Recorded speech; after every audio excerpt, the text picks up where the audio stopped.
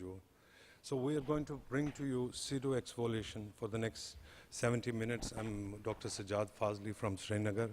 With me are Dr. Rohit Om Prakash and Dr. Saeed Tariq Qureshi. Dr. Kiranjit Singh could not join us for some personal reasons.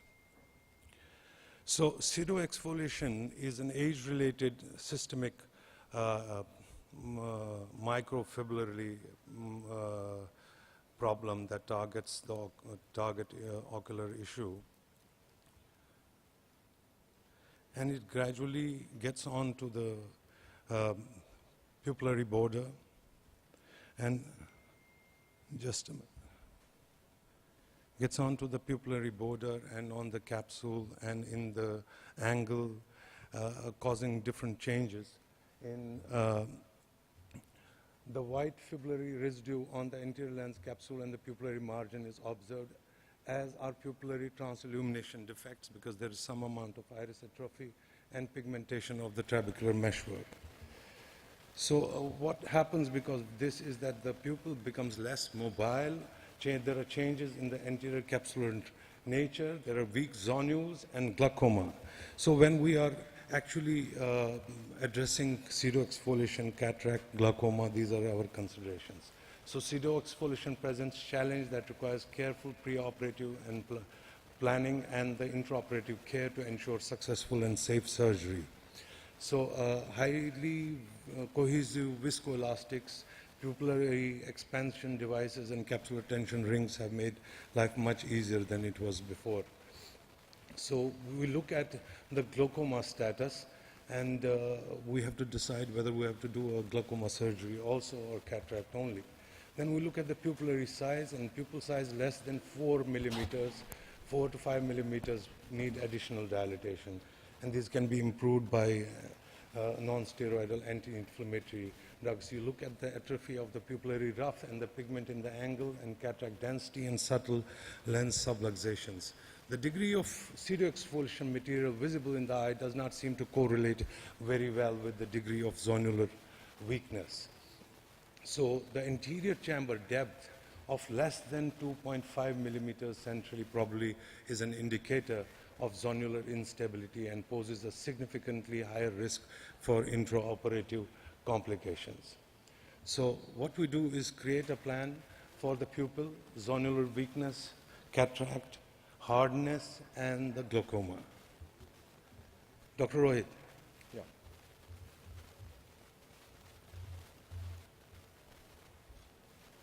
Thank you, Dr. Sajjad Fazli, for calling me over to a very interesting topic, pseudoexfoliation. Well, before we go on to anything else, let me explain what really happens whenever we are dealing with a patient wherein we are trying to do cataract surgery or phacoemulsification surgery for that matter. What we have to understand is that we have centrifugal force, which is being exerted by these zonules. It holds the bag in its place. Then we have the centrifugal force postoperatively centrifugally by the haptic of the lens. And there is a centripetal force which is acting in the post-op period, wherein we have, because of the myoproliferation, fibrotic proliferation of the cells in the capsular rhexis margin. So what happens is, in pseudoexfoliation, what is happening is that we have weak zonules. So whenever the weak zonules are there, this centrifugal force is on the lesser side. Subsequently, there is an increased effect of the capsular contraction at the capsular rim, which can cause phimosis and subsequent issues associated with late on bag IOL complex subluxation or dislocation, whatever may happen eventually. So now, whenever we have this is a normal case, a young individual, wherein we find that the pupil, no doubt, as Dr. Sajjad has said, that pupil becomes small, which I would get into it subsequently. Now what happens is that in these cases, what we try for is, we try to make a large capsular axis. When we have a large capsular axis, the contraction subsequently which causes phimosis, that also gets delayed by a long time. No doubt we do anterior capsular polishing also in these patients, because that, you know, decreases the amount of cells in the subanterior capsular region, which decreases the contractive force subsequently because of the metaplasia of these cells. So we make a large capsular axis. A 5.5 capsular axis for that matter is sufficient in these patients. The capsular axis once achieved, we do, you know, hydrodissection at different points also. Here I could, since the patient was on the younger side, so a normal hydrodissection sufficed. The next step is, you know, when in these routine cases also, we feel that the zonules may be slightly weaker. So you bring everything to the center, use low parameters, and you emulsify the nucleus. So in this also, low parameters, doing everything in the safe zone, helps in putting lesser stress on the zonules. While doing in my cases, I'm putting a CTR also. We will go into it gradually as Dr. Sajjad Fazli will be getting into as we move on in the course. So we move on now to Dr. Sajjad Fazli again for the, So the pupil size is a relative issue. So we know that the pupillary size, if it's good enough for any surgery, it makes it a safer surgery. But if the pupil size is small, then we have to plan adequately. Here you see a pupil which looks reasonably okay. And then you see a pupil like this, which is around 5 millimeters. You're constantly thinking that this pupil might get down, but many a times these pseudoexfoliation pupils are rigid. They might not dilate to more than 5, but they are rigid, and they will go through the surgery, and you'll be able to perform a surgery. And viscodilatation definitely helps. The adrenaline in the irrigating solution also helps. Some amount of, if it's not very rigid, some amount of pupillary dilatation is possible. The only issue is that we are trying here to make a rhexis which is as large as we can get. Because if you already have a little compromised pupil and the rhexis size is small, we know there are going to be issues which we are going to discuss later. And of course, the nucleotomy technique in this pupil has to be such that you are not putting too much pressure on the zonules, and you are most of the time in the center of the pupil so that you do not cause any iris trauma. But you can see that this cataract is proceeding okay, and we are able to sustain the pupillary dilatation. You have to remember that we have other reasons now in this age group where the pupil might actually come down after the surgery. But in this case, you can see that more or less the pupil size has remained constant, so we have been able to get away with a safe surgery. Then this is another case where you can see pseudoexfoliation. The pupillary size increases a little bit with the aniline and the viscoelastic. So again, when you give this first puncture, you can see if there is change. You look for the signs on the anterior capsule, and that tells you how much subluxation, possible subluxation there is. You can see I am trying to keep the flap which I have turned as close as possible to the pupillary margin so that my rhexis size is good. And at the same time, we are also wanting that we should not at any point of time touch the iris, because that will bring down the size of the pupil. You can see a rhexis, reasonable rhexis is possible. After that, a very gentle hydrodissection has to be done. And once the nucleus is mobile, then we go ahead and check it again. It is very important. This part is very important. I would never want to be this aggressive, but when I'm dialing the nucleus, but we can see that there was not much issue, so we went ahead. And after the nucleotomy, it is very important in a pupil this size that you remove as much cortex as possible.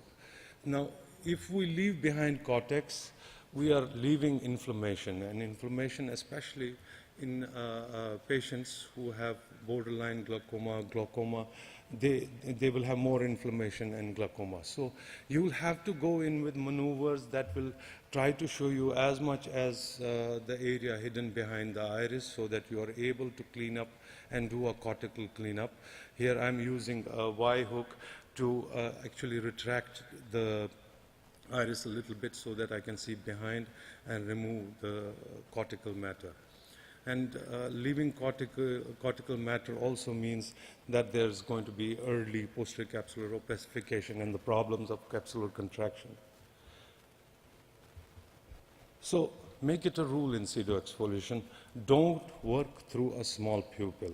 The extremely accomplished surgeon might be able to do a very safe procedure through this pupil, but generally speaking, there are other issues which we are going to discuss subsequently, for which we would not like you to work through a small pupil. So there are many things available to us. There are many things available to us to actually expand the pupil if mechanical options are to be thought about, if we have not been able to increase the size of the pupil. And we have an array of pupil expanders. So iris hooks are very common, very cheap, and they are a good. What they do is they go through a posterior limbal or scleral small paracentesis, and they actually retract the iris so that we have a good size pupil. So these are great tools. You can see a lot of pseudoexfoliation here. I put one hook from one side, retracted it. We have not put any viscoelastic yet. We have not dyed the capsule. This is the diamond configuration. I find it very useful because the subincisional area is quite accessible, and there's less possibility of trauma to the iris when we go in and when we go out. Once the capsule is stained, then we go and make the main port. The main port is made slightly anterior limbal or clear corneal, and then behind that another port is made so that you can put in the fourth iris hook from that port, and now you can actually tackle the cataract from the same port, because this hook is exactly under the incision site. So what it happens, it does not cause any iris trauma, it does not cause much problems. So that's how a diamond configuration hooks are placed.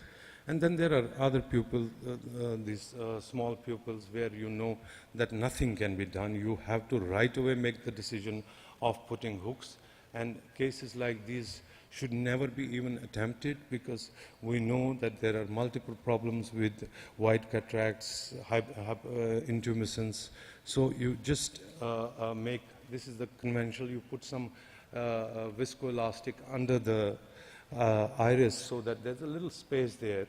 Because if you are thinking in terms of pseudoexfoliation, you are also thinking in terms of weak zonules. And once you're thinking in weak zonules, the iris hook placement has to be very, very smooth. Otherwise, if every time you go in, you're trying and touching the lens capsule, you might actually be increasing that.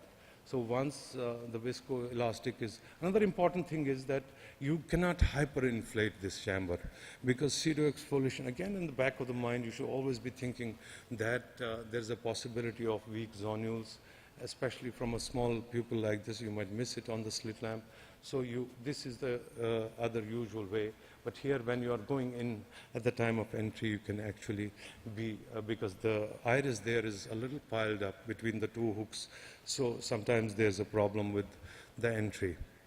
So there are other situations where you can actually start okay, and once you start okay, you think everything is going fine. Here I would like to demonstrate another important thing. I am putting this flap actually on top of the iris, so that I am actually, my cutting edge is beyond the margin which I am seeing. You can see it is actually folded over the iris, so that the cutting edge is, so that my rexus size is slightly bigger than I would have wanted to. and then that would have been possible. Once you get this, then right away you understand that perhaps you made the wrong choice. So it's very critical that in surgery of any sort, you are constantly thinking, and you are saying, no, this is a time when I should be doing something else. Not that I should have done it at the start, now I should go on. No. So here I'm putting these iris hooks, these retractors, after I've done the rhexis and decided that this is not a safe pupillary size. You can see that now these hooks have been placed so that I have adequate exposure. Another important thing here is that you should not be catching the capsulorhexis margin. So that should be clear. Once that is done, you can see more or less safer surgery. But I want to tell you here that a smaller exercise, this is still a smaller exercise, it's around 4.5. There is difficulty doing nucleotomy. Every time you're doing nucleotomy, and in the back of the mind you have that these zonules are weak, then you are constantly under a lot of stress. If I were to revisit this case, perhaps after I had put the hooks, I would perhaps try to increase the size of the rhexis. But this went reasonably okay, and you can see a chop is the least pressure, this zonular causes least zonular damage, but in different surgeons, different things will give different results. So whatever the surgeon is basically comfortable with. Dr. Rohit. Yeah. Basically, we should try to understand what is really causing the pupil not dilating and the anterior chamber depth getting lesser. What is happening is that the zonules, they are responsible for keeping the lens, the crystalline lens back. So when these zonules happen to be weak, what happens is that the lens, as you can see, is pushed forward because it is not held back with the right strength by the zonules. And for reasons beyond the understanding, what happens is that the pupil also doesn't dilate. So whenever the pupil is not dilating, number one, and the age of the patient is on the higher side, and you have an associated pseudoexfoliation, one thing should make you feel that this is one particular condition wherein you should not be a daring surgeon, because with the zonular weakness, working, as Dr. Sajjad Fazli has aptly said, working through a small pupil, ACD less, and you end up with a small rhexis, you are putting more stress on the already compromised weak zonule. So this is one situation wherein no heroics are required. If the pupil is 5 or slightly less, and if the age of the patient is on the higher side, if the nuclear density is more, be safe, use dilating aids, as Dr. Sajjad Fazli has already said. Here in this case, I would like you to see that this lady is hardly 53-year-old. The anterior chamber depth on the right side is in the right eye is 3.15, and on the left side it is 2.60. Well, the critical would be wherein you can think of this as if it happens to be less than 2.5. So a normal axial length with an ACD abnormal on the lesser side for all patients, be it pseudoexfoliation or any other patients, you should definitely suspect that the zonules might be weak. And if the pupil is not adequately dilated, don't hesitate to use dilating aids, as I would show in this. In this, I'm using Meluguin ring. The pupil is hardly 4 millimeter, and I prefer using the 2.81, the Meluguin ring, because I find that it is more friendly to the pupil and it doesn't open with sudden opening, and you can fixate the scrolls to the pupillary margin, and you will find that the pupil here is adequately dilated, and the phacoemulsification can be carried out without any issues whatsoever in these patients wherein the pupil was not adequately dilated. Now I am de-engaging the scrolls. The two have already been done. Then, nowadays what I am doing is I am not taking out with that manipulator. I just pull it out with the forceps because at times it gets disentangled at all. Dr. Sajjad, next, yeah.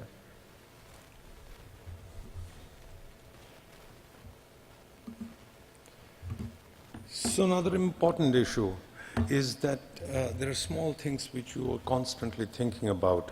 One is that as soon you're aware that there is zonular weakness, so as soon as you enter and the fluid starts, you have to understand the fluid ingress may actually lead to further zonular disruption and weakness.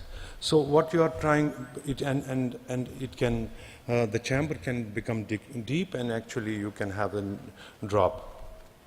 So actually, very important here, as soon as you understand there is pseudoexfoliation, you plan for it, you bring down the bottle height. And when you bring down to a bottle height, you will also bring down the parameters, the vacuum at which you are working, and you also bring down the flow rate at which you are working. So more or less, this has to be much slower phacoemulsification, much more, that's what it makes it more, what makes it safer. And another thing is that if you feel that the bag is going down, that anterior chamber depth is going down, or you feel that the zonules are weak, they are not going to allow a safe rhexis, or they are not going to allow safe phacoemulsification, then it's a wise thing to use the hooks, the capsular hooks on the capsule margin. So these actually behave like external zonules, and they support. And once, even if you are going in with the phaco probe, the movement of the lens is much lesser. So these capsule hooks are fantastic tools wherever there is a problem with the zonular weakness. And you can see here, you can see here a pseudoexfoliation. The pupillary size is not that bad. So I know that I'll be able, but as soon as you start, you can see that wrinkling, and you understand that this might be a difficult case, because the initiation of the capsular rhexis is the point of time when you have to be actually very focused to understand what might actually be in store for you while you're doing this surgery. So normals, as compared to a normal surgery, you can see that this surgery is progressing slowly. The capsular rhexis is being done slowly and carefully, and we're trying to make as big a capsular rhexis as possible. With in the back of our mind, we know when we started this rhexis that these are not going to be simple zonules. These are going to present a little difficulty. Luckily, this cataract is not very hard. And once you finish that, then you do a very gentle hydrodissection. A very aggressive hydrodissection can also cause problems, because that also puts, while I'm doing hydrodissection and moving the lens a little bit, I can understand that this lens is a little mobile. And so I put in viscoelastic, and I decide no, I will not proceed without an additional precaution. And now you can see I am making these paracentric supports, putting just a little bit of viscoelastic and placing these hooks which are angled so that they do not cause a stretch or a trauma to the capsule. Now I'm placing these on the capsular margin. This is going to make the bag stable while surgery. So we put 4 hooks. You can put 5. Sometimes if you feel the need of more, that might not be best to carry on as phacoemulsification. You would have to think of other options. Here we have put 5, and once that is done, the gentle hydrodissection, you can see now the hydro has been possible. And then you go make another port and go and do a phaco. Sometimes you have started, again, in this case, I can see that the zonules are not very strong, and when I do a hydro, it gives me an idea that this might be very mobile, but still I've not got much impression. But once I go in with the phaco probe, you will see that I see a lot of movement. You can see here, there'll be a lot of movement here. As soon as I start sucking, there's a lot of movement. I can see the iris is coming down and the nucleus is going, is a little unstable. So I didn't have capsular hooks here, but I'm showing you that the IRIX hooks in good hands do very well. The only thing is that the incision for them would have to be a little more posterior, and you will have to do be a little careful regarding these.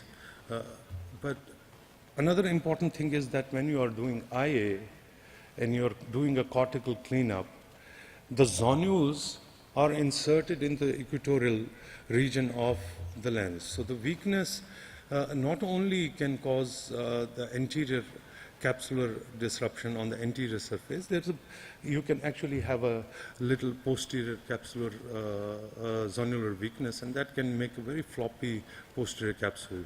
After this, I am implanting a CTR ring. We'll come to the CTR ring later, but this is an essential part of operating when the zonules are not very good. Once the CTR ring is implanted, then a lens is put in, the hooks are removed, and the viscoelastic has to be removed. Then there's the intumescent cataract. It adds to the complexity of the situation, the pseudoexfoliation, and the difficulties in rhexis of hypermature are common to pseudoexfoliation and other intumescent cataracts. But it's also important to remember here that the pseudoexfoliation material sometimes in the capsule changes the capsule nature, so there may be additional difficulty. Here you don't want the capsulorhexis to run away, so you keep it in the area where you can see it. And once the capsulorhexis is done, it has slightly gone out. I'm not very easy there, but that's all right. We were able to get it down. Then you do a nucleotomy. The nucleus here is not soft. I did not have any difficulty while doing rhexis that would tell me that the zonules are very weak. But this is what I want to emphasize to you. In the back of the mind, constantly be thinking that there might be a lot of zonular weakness. So you proceed like that, proceed slowly. Chopping is the best way, it puts the minimum amount of stress. But what I want to emphasize in this video is that last piece. I told you the posterior capsule might be a little flabby, it might be loose. So when you are going to the last piece, either you change your settings or put a little bit of viscoelastic and then counter the last piece. Here you see, as soon as I remove the last piece, I cause a PCR. Not only that, when I cause a PCR, I'm a second late to recognize it. Otherwise, I should have put in viscoelastic first and then come out. But there's a good capsulorhexis margin, and there is no vitreous coming into the anterior chamber. So I put a three-piece Acrosoft lens. A three-piece lens can very well go into the sulcus. And you can see here, it's going in over the rhexis margin, and it can be easily supported there.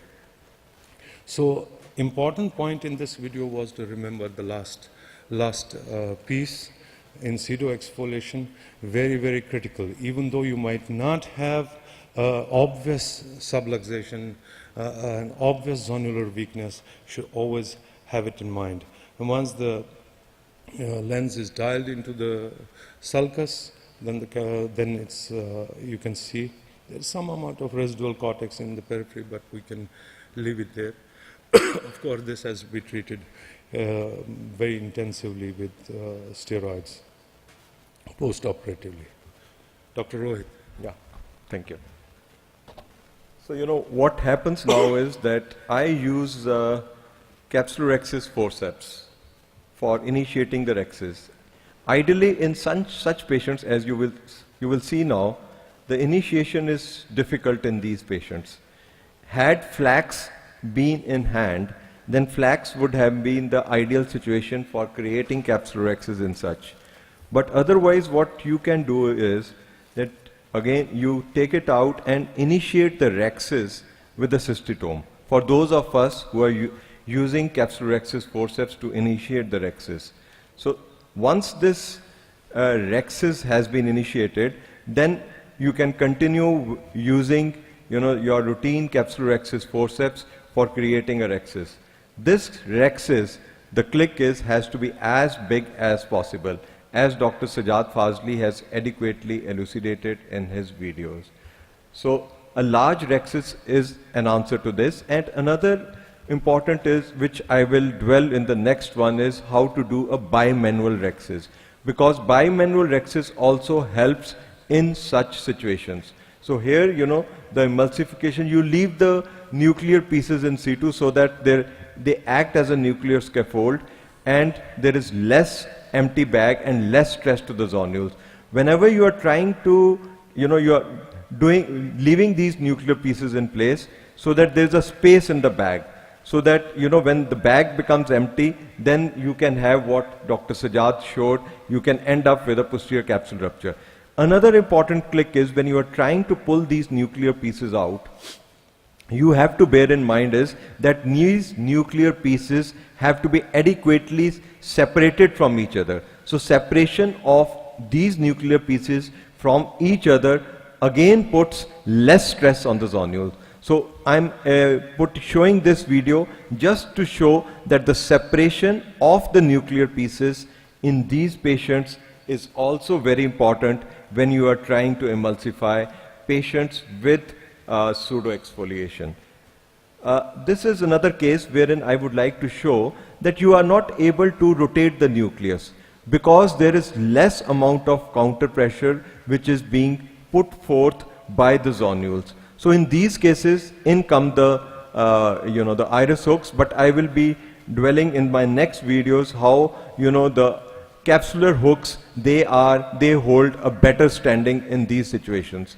So once these iris hooks, no doubt this is a very old video, so you will see that once this is done, you can rotate the nucleus and the nuclear emulsification can be carried on. The nuclear pieces, low flow rate and vacuum, and they have to be emulsified right in the center, and the case has been duly completed. Dr. Sajjad again.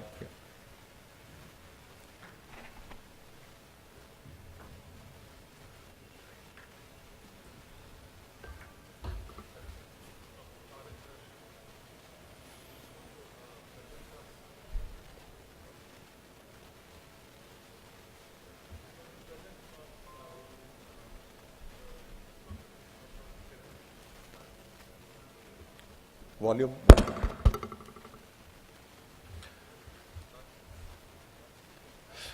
Good morning, everybody. I'll be talking about once there's no sport because of all these maneuvers that the iris hooks have been placed, the Meligeny ring, BHEX ring, all failed. The capsule bag came along with the nucleus, but we're lucky enough not to have a dropped nucleus.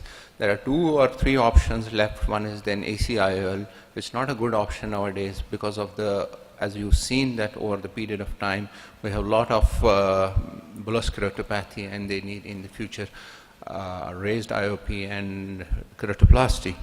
So what are the options right now is either a retroflexed iris claw lens, anterior chamber, or an iris supported iris claw lens, or a scleral fixated lens. Right now I'm showing not my own presentation, but Dr. Kiranjit, who couldn't make it today, and we have already completed the phaco, and now we are extending the incision with 5.5 millimeter and introducing the lens. The lens, what has been there is removed and will be supporting it by a new lens. The crux of the story for an iris claw lens is that one has to be stable in the anterior chamber. Once you make the tunnel, you have to fill the anterior chamber with viscoelastic substance, high definition in Helon or Helon GV, which maintains the stability of the anterior chamber, and then the lens becomes possible to be fit in. Once you are in the anterior chamber, you fill up the viscoelastic substance, put in the iris claw lens, then visualize the posterior part of this substance and make 2 ports, one at 3 o'clock and 9 o'clock, so as to entangle this chamfered lens or a Singh iris claw lens. Right now, this is Kiranjit's presentation, so it's iris claw by late Dr. Daljit Singh. Peace be to his soul, who has been a mentor and a teacher in many ways in getting the present day ophthalmology to its higher standards. Right now, you see the Daljit Singh iris claw lens in the anterior chamber, and with a particular forceps which is angled at around 70 degrees, we hold it in the anterior chamber. Just now we'll see it. Right now we are making two openings, one at 3 o'clock and another at 9 o'clock, so as to make it absolutely at 180 degree fixation. A little bit degree of angulation, which is called loft of astigmatism. With this needle holder, which is called a lens iris holder, we just put the lens behind the iris, visualize its haptic, and then just give a gentle push so that the iris becomes entangled. Here one has to be very careful that if we press more hard, you may get an iridoid dialysis. If we press less, you may not get a full support within the hooks. So one part, right hand side of the iris claw lens is fixed. Now with the same lens holder, we're putting now a viscoelastic substance so as to make the chamber deep and to prevent any endothelial damage. Now we'll hold the lens with the same iris holder and then push it behind the lens. Just look at it. We have already made an iridectomy previously, and now we'll just hold it.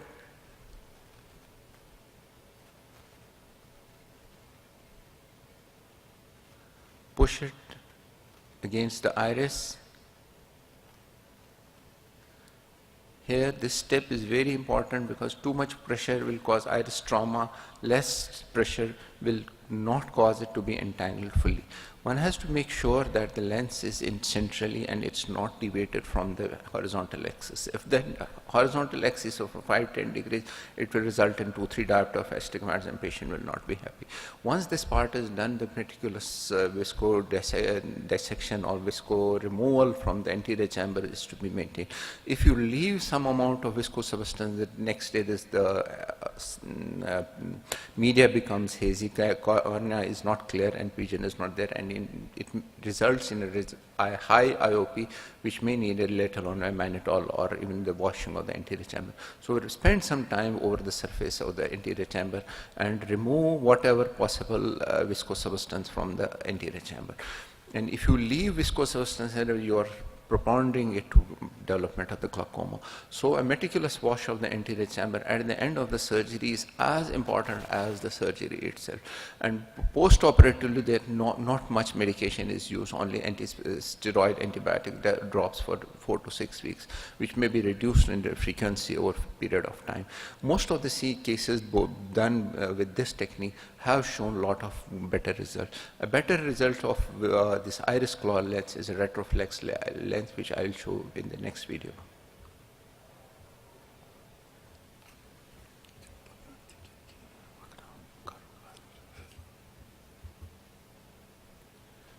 Thank you, Professor Tariq. So,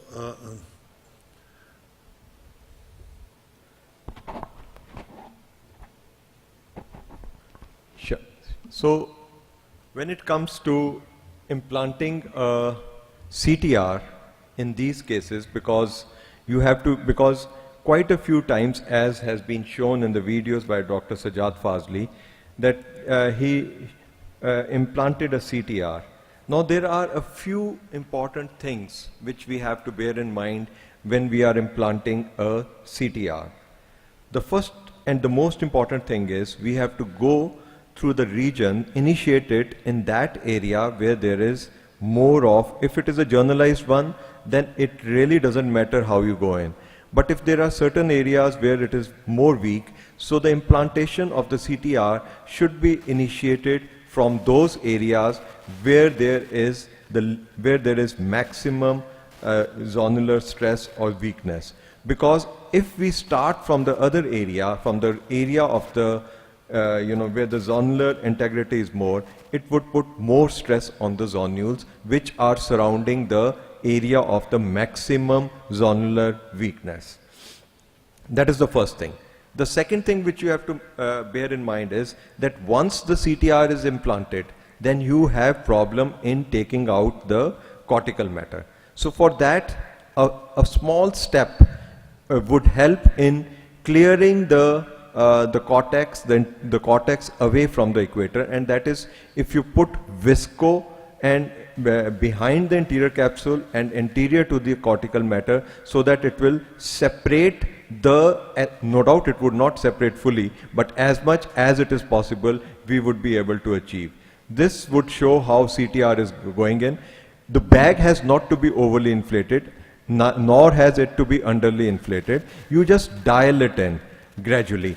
I usually use the side port instrument, and once it is 90% in, then it serves the purpose.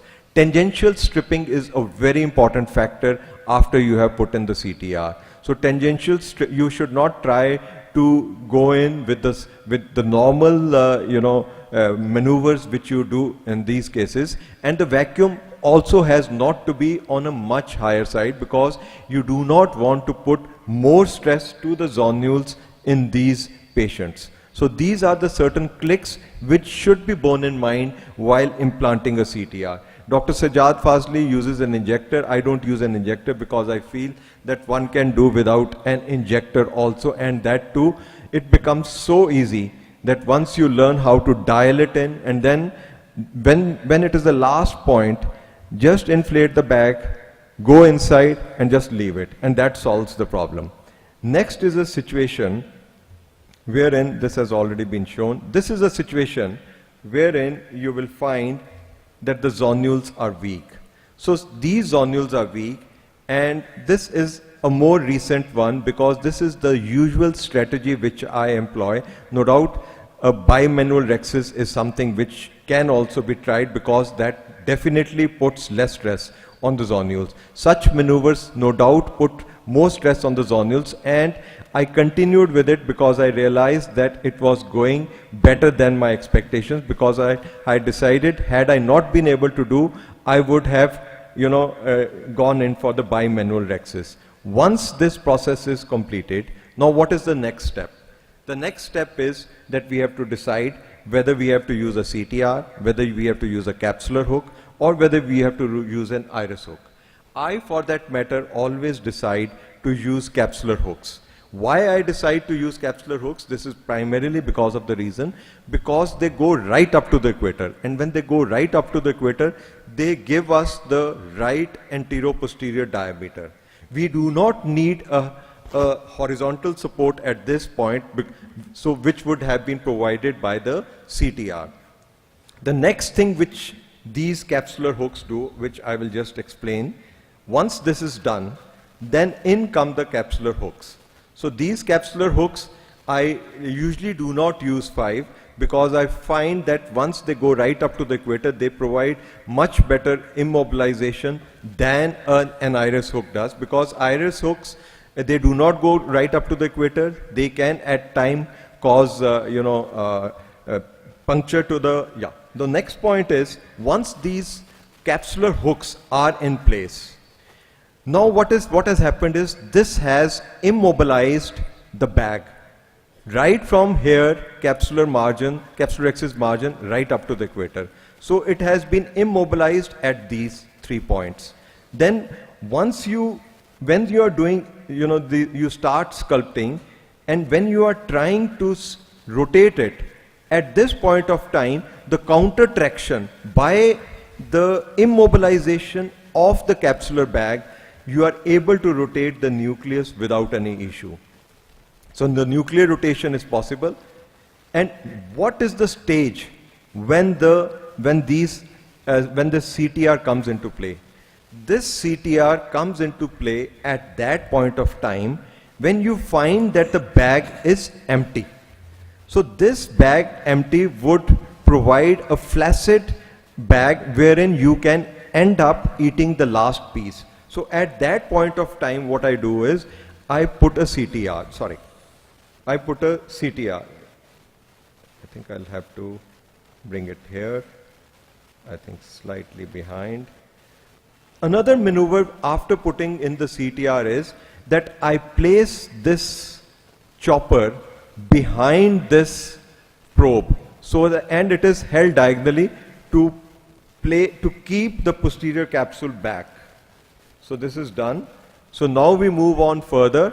The last piece, the irrigation aspiration is being done, and then the capsular hooks come out and the surgery is completed. So again, to re-emphasize what I was trying to say, the CTR provides a horizontal support. The capsular hooks, they go right up to the equator, and they have bigger advantage whatsoever in all these situations. The vertical support, no doubt, is provided by the iris hooks, but they do not go right up to the equator. There's partial, and at times there's a tearing at the capsular axis margin. Now, this is an animation to show how we can do bimanual rexes. Just see what is happening. Initiation is causing stress. You will see a stress to the zonules. So once this puts stress to the zonules, you don't want stress to be put on the zonules. So before starting the case, I could not find the video, otherwise I would have explained it in a better way, but whatever is available, I would try to explain. Now what is happening is, before you start the case, what you should do is, you should have 3 or 4 side port incisions. These 3 or 4 side port incisions would help in placing the second capsular axis forceps, microcapsular axis forceps, which would come into force. You would see once this is initiated, the next point is this. Here, in this animation, because this is just an animation, the forceps should come from this side and it should hold it. And then the capsular axis is continued. Once this is continued, once you reach this place, then you take it out and put a capsular hook here. So this capsular hook, when you place this capsular hook here, that will immobilize, that will strengthen the capsular axis which has been created as of now. Then you move this instrument here to hold it, and then you continue. So by using bimanual rexes, you can create a situation with appropriately timed insertion of capsular hooks. So the click is bimanual rexes with timely insertion of capsular axis hooks help in creating a situation wherein we have counter traction being provided by 2 things. One is, it is being provided by the capsular axis forceps. Second, it is being provided by the capsular hooks which come into play. So this is just an animation wherein I didn't have the capsular hooks in play. So now another important thing which I would like to dwell into is the last piece about which Dr. Sajjad Fazli was talking about. So what we felt was that when you start with the weak zonules, as you would find here, you can see the bag is floppy. Now one way out is that you decrease the parameters. The second way out is you use an IOL scaffold, as you would see that an IOL scaffold has been used. When the IOL scaffold is there, what happens is that this acts as a scaffold between the phacoprobe and the posterior capsule. Second thing, you can work at a deeper plane, because if at times the nucleus piece happens to be harder, the IOL will protect it. So you can work at a deeper plane, you can keep the endothelium safe as much as possible. So this is another important video wherein I would like to show what happens. This was a patient with pseudoexfoliation. We thought that nothing would happen. Suddenly you find that there's a butterfly in the eye. So this is something, again, which we should manage.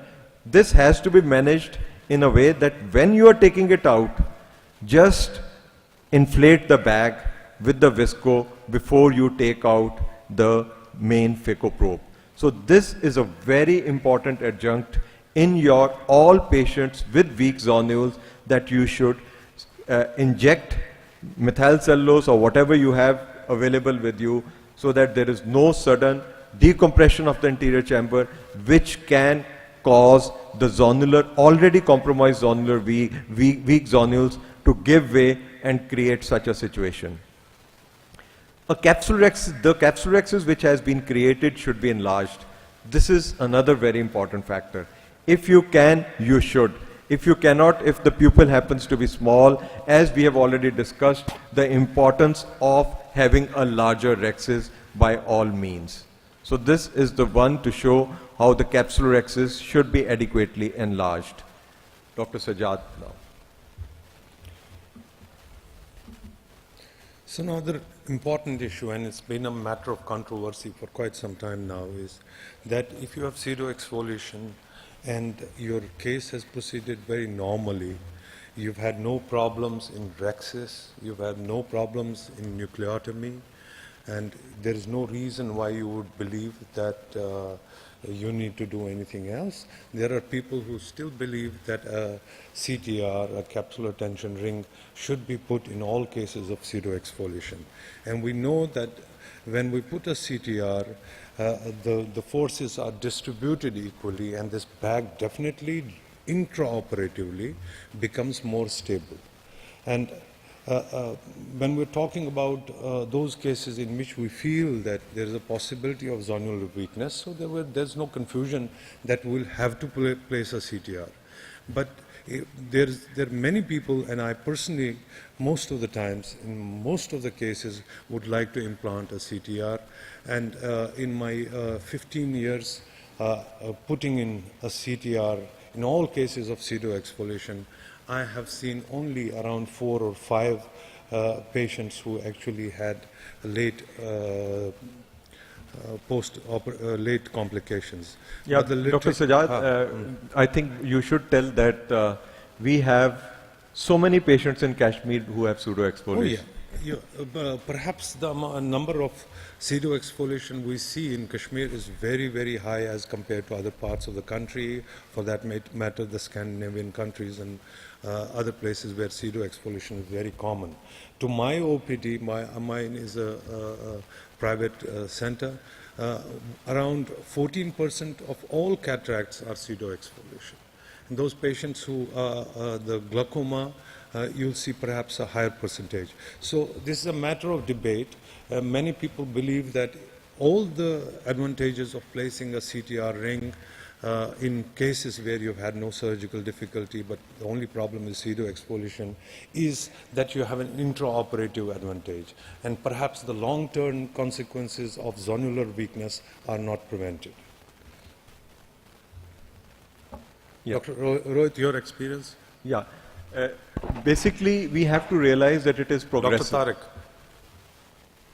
Sorry, Dr. Tariq has to start. Yeah. Yeah, we are also getting quite a few patients from Kashmir.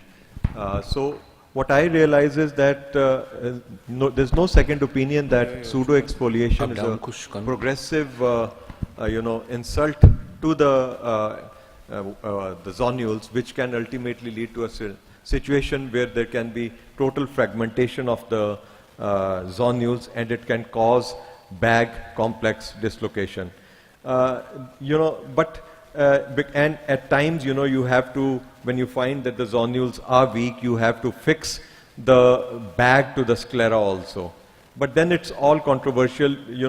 You can be on the safer side. I really go with Dr. Sajjad that there is really no harm in these situations having a larger axis and putting a CTR, because that would at least provide some centrifugal force and not allow the capsular contraction, which is being exerted centripetally, to act in an over-exaggerated way.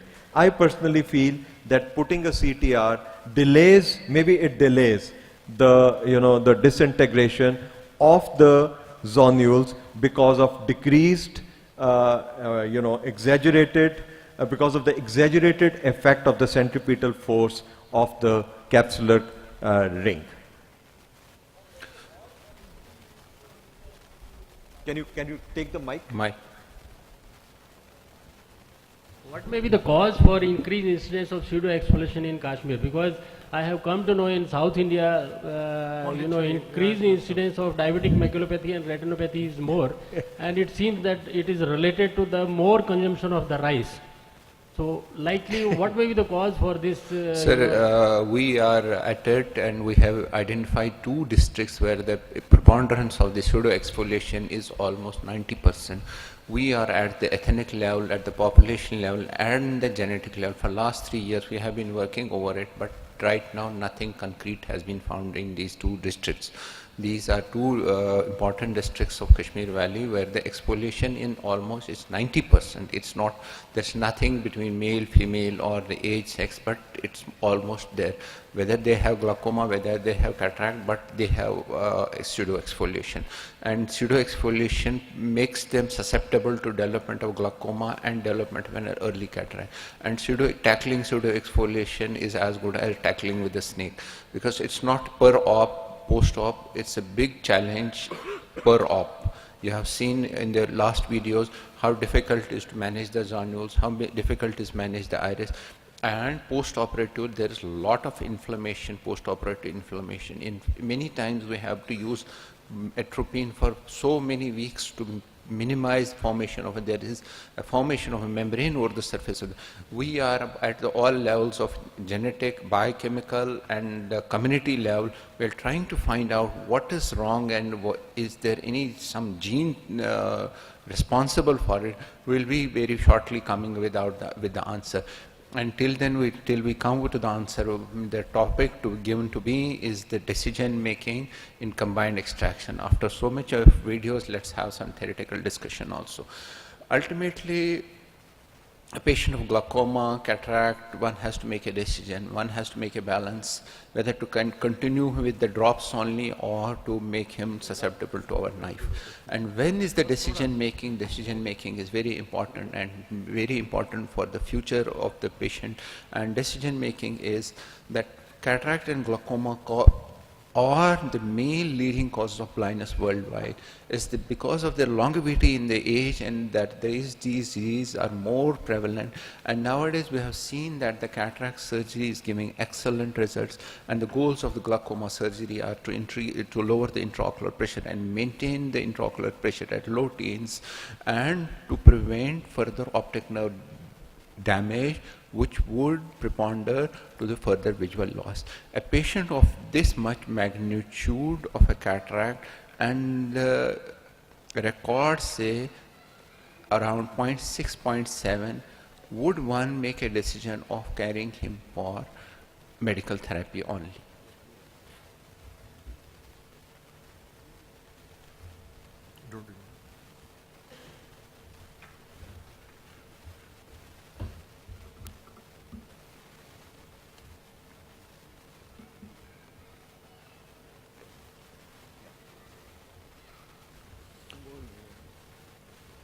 So a patient of this much magnitude cataract and this much of cupping is to be taken for combined extraction. You have seen that nowadays, because of the better results of the cataract surgery and better glaucoma surgery, that our results are much better. So nowadays this consensus is that we should go for surgical management, and surgeon has to decide from patient to patient where to operate and not to operate. And those patients who have pseudoexfoliation and those who have concomitant cataract and glaucoma are to be taken for combined extraction. So what are the surgical options? Surgical options are glaucoma surgery alone, cataract surgery, or combined. Subsequent slides will make us wiser that where to make a combined extraction, which site, one site, second site. These are various issues which have to be taken into consideration, and a decision has to be made by the surgeon and conveyed to the patient that what is best for you and what is best for your eyes, especially if the patients are one-eyed. Because most of the patients, they have lost one eye and they are reluctant to get operated for the other eye. They really beg that some way or the other, do some laser, do some heroic procedures, but ultimately the answer is the surgery. So combined extraction is phacoemulsification intraepithelial. Does the patient really need both surgeries, and if both surgeries are to be taken of them, should we do it at the same time, or should be one by one? When to consider? Consideration for the best is that visually significant cataract, intraocular pressure not controlled with maximum possible medications, these glaucoma, anti-glaucoma are giving complications, poor compliance, patient is from a rural background, and moderate glaucoma can be treated with cataract extraction with it. It has been seen that the advanced glaucoma intervention study that the 78% of the cases of cataract patients who have undergone trabeculectomy develop cataract over 7 to 11 years of age. That means even 50% of those patients who have undergone trabeculectomy would need cataract extraction at 5 years. So once we are expecting that over a period of 5 years, the same patient develops a cataract, why not to take him at the same instant, even if the grading of the cataract is grade 1 and grade 2 only. So cataract surgery is not sufficient in some time, but so has to be combined with the. So what are the pre-operative considerations? One should see how much is the visual deterioration, how much medication has been helpful, what have been the side effects of the medication, anti-glaucoma, what would be the best corrected visual acuity, best visual acuity potential, whether the glare and other symptoms would be there, and cataract surgery plus glaucoma surgery combined. Intraocular pressure maintenance is very important. Pre-operative per-op intraocular pressure maintenance is important. One has to lower the pressure to its minimum possible levels before operation. And a gonioscopy pre-op has to be done. Why gonioscopy? It has been seen that patients of chronic acute angle closure glaucoma are susceptible to malignant glaucoma or even expulsive hemorrhage. So these two considerations have to be taken care of pre-operatively and before going to the. A proper slit lamp examination has to be seen to evaluate the density of the cataract, to see whether any history of trauma or zonular, this iridodialysis is there, pseudoexfoliation is there, zonular dialysis is there. If posterior synecia, how you are going to manage on table. And if pupil is not dilating more than 4 millimeters, what should be your tools on your side? Optic nerve evaluation is very important, and if cataract is grade 1 or grade 2, one has to see how much is the cupping, because that way one can predict how much would be the post-op vision. But at the same time, don't go one way only. Don't have a one-track mind. At the same time, once you are looking at the optic disc, have a view of your macula, whether the age-related degeneration is there, which will have a poor prognostic post-operative vision, and at the same time, whether there are other retinal degenerative conditions or any vascular occlusion associated, because glaucoma is usually associated with central retinal lens occlusion, and post-operatively management would be different. Visual field testing is done in patients who are grade 1 or grade 2 cataract, but rest of the patient, more than that, visual field testing has no value. So one has to make a balance between pros and cons and give final verdict to the patient that what would be best for you. Best case potential is that potential advantages of that patient convenience. One has to see the cost effectiveness, risk of anesthesia, multiple surgeries, social issue. Not many people get their parents one and time again to the patient doctor. They said, Dr. Saab, we got patient to you, kindly finally decide whatever is to be done within 1 or 2 days, we should have the answer with good visual potentials. And long-term intraocular pressure problems have to be seen. What are the disadvantages? That if we do trabeculectomy first, we do cataract later on, we have meiosis, we have synecia, we have inflammation, and we have a longer visual recovery. Now the question is whether we should have a single site or 2 sites. Once the decision about the combination, one has to see that whether we use 1 site or the single site. The advantages of a single site are that surgeon has to sit one superiorly, it's less time consuming, and both can be performed through single wound. It saves time, we have 1 wound and no need for the surgeon to change its position. But there are disadvantages that it may cause more inflammation, there may be little longer recovery, and if we are using antimetabolites, there is chance of spillage of these antimetabolites into the anterior chamber, which may have post-operative problems.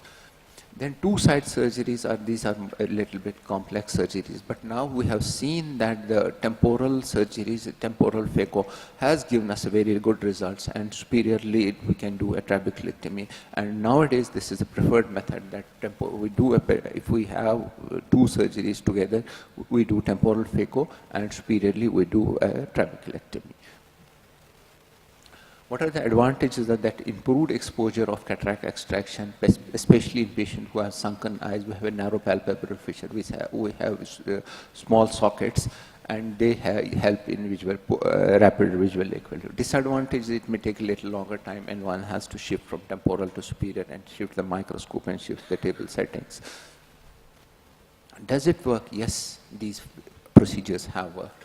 Overall, our experience has seen that the combined extraction gives a very good visual recovery, and it's very appreciating that we have been able to recover patients, especially those with one eye.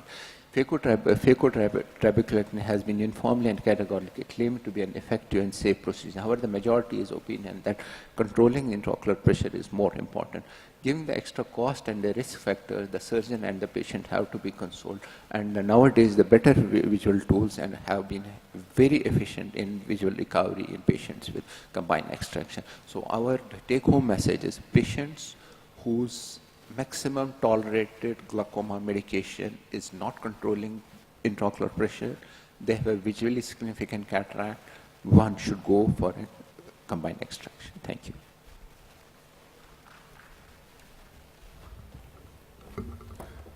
Thank you, Professor Tariq.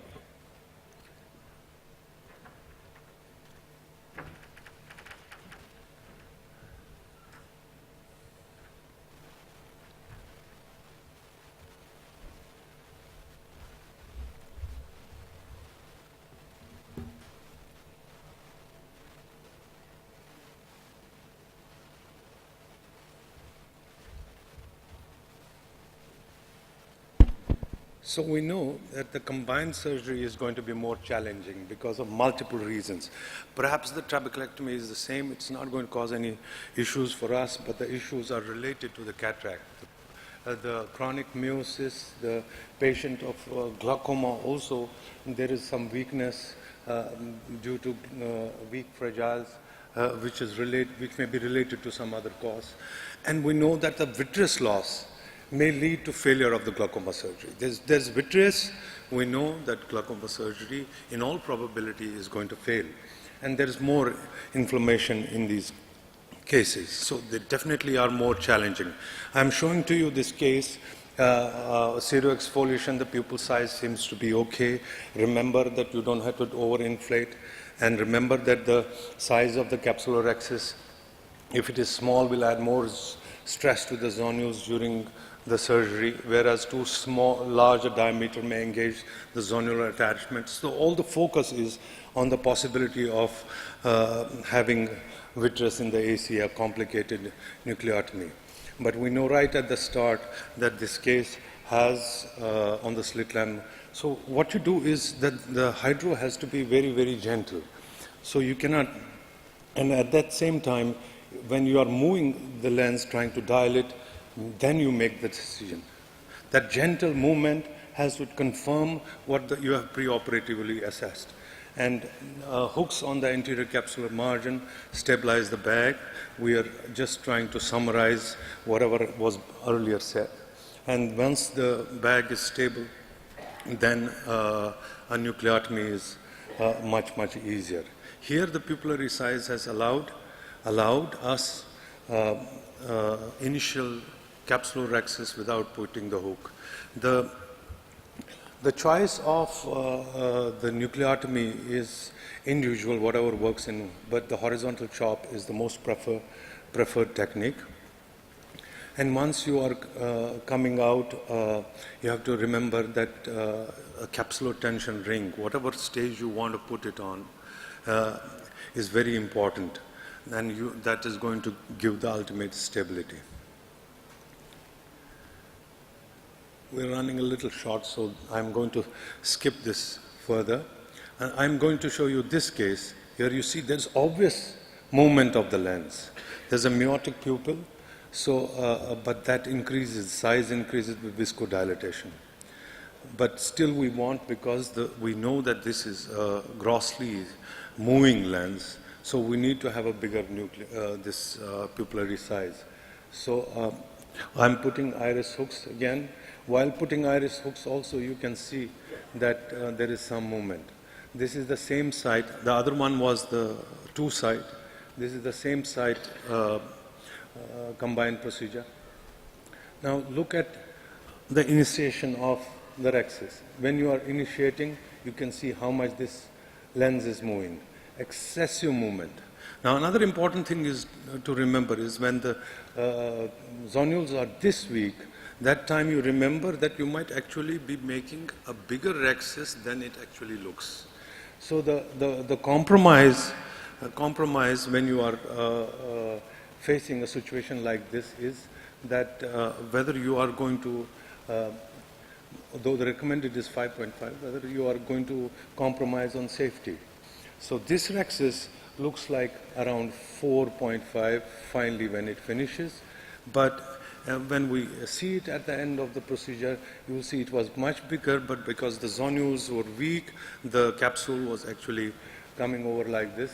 And then I have put in a CTR before I've done anything else, thinking that I would try to stabilize this. This is a very traumatic part of the surgery because I'm actually under the stress moving it a little bit. But once the viscoelastic is again put, you can see it is more or less centered. Then the same hooks have been taken out and placed on the capsular access margin. So once the capsular access margin is supported by these external hooks, then the surgery becomes possible. But at all points of time, you have to remember whether it's worthwhile to continue like this or you would want to change, do a alternative procedure. Here you see I put 5 hooks and the surgery was completed and the IOL is in the bag.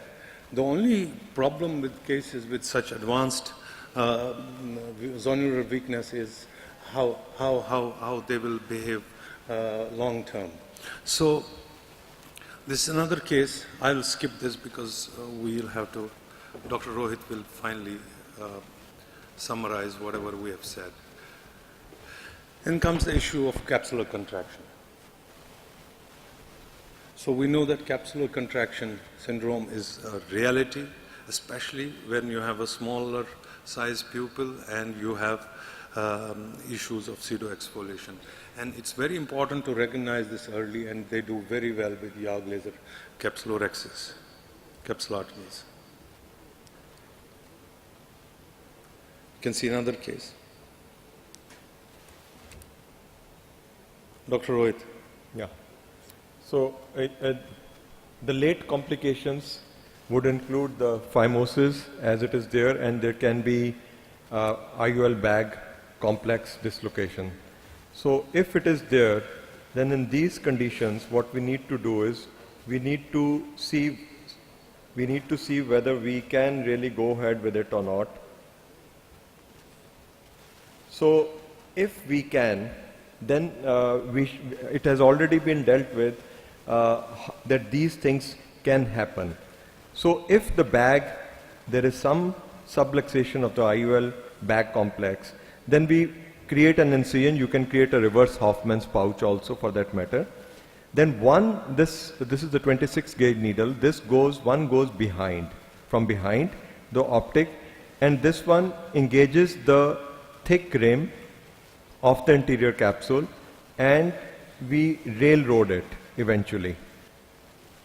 So it goes in and you pull it out. So this is the first way how it is done. Then we come to the second one. In the second one, sorry, that was the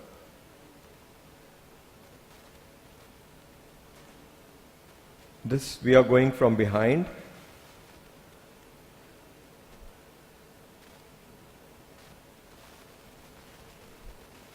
And once you go from behind and then you railroad it, and once this railroading is done,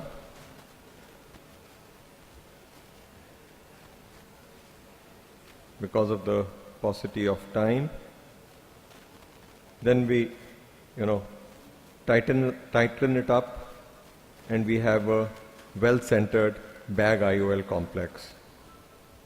So anterior capsular polishing we have already talked about. Then corneal changes are definitely there. This was one part which was not talked about. We have atypical corneal guttatas, endothelial decompensation, can come about in these cases, and there is endothelial proliferation. Corneal edema, posterior capsule rupture, nucleus drop, there can be an IOP rise, prolonged anterior chamber reaction, capsular contraction syndrome, and we can have a laid back IOL complex dislocation. Concluding, what we have to do is that we have to do a detailed preoperative planning. We should be conservative in our approach. We should take adequate intraoperative measures, use the adjuncts wherever we can, and do not shy away from them. And adequate post-operative care is there. If we find that by any case the capsule is contracting, and if by any means it decreases to less than 4, in those cases you can try prophylactic YAG capsulotomy. 4 should suffice.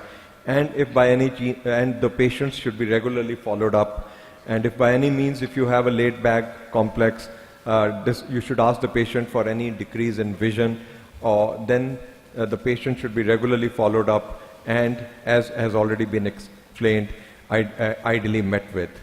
Thank you very much for your kind attention. I think we have finished spot on time. Just one slide. So, time has told us one important thing.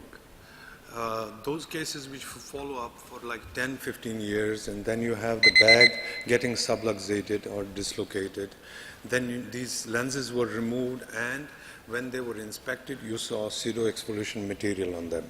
So if we don't see obvious pseudoexfoliation, it doesn't necessarily mean that there is none. So a very safe procedure, safe way of thinking is that in patients, especially of glaucoma, you would be constantly thinking that there's a possibility of glaucoma. And we all need to keep our learning and adapting and incorporating the new techniques and information into our new surgeries. I thank Dr. Rohit Om Prakash and Professor Tariq Qureshi for being here with us, and thank you all for your kind attention. Any questions? Yeah.